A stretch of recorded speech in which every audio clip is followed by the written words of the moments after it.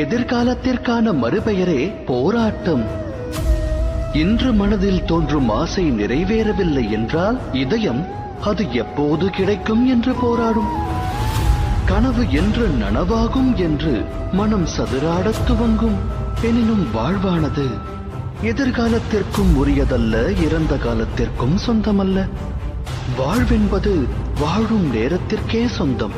அதாவது நிகழ்காலத்தின் அனுபவம்தான் வாழ்வின் அனுபவம். மனித இனம் இதை அறிந்திருந்தும் சத்தியத்தை ஏற்க மனம் மறுக்கிறது. ஒன்று முடிந்தவை பற்றி எண்ணி மனிதன் மனம் நோகிறான், இல்லை இனி நடக்கவிருக்கும் எதிர்காலம் குறித்தெண்ணி மனம் வேகிறான். இறுதியில் வாழ்வை தொலைக்கிறான்.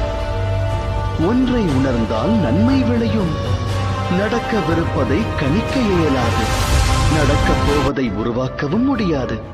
நடப்பதனைத்தும் இனிமையானதென்று மகிழ்ச்சி கொண்ட மனதோடு வாழ்ந்து வருங்காலத்தை எதிர்கொள்ளலாம்.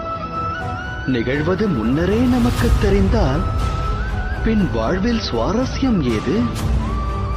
சிந்தித்து செயலாற்றுங்கள்.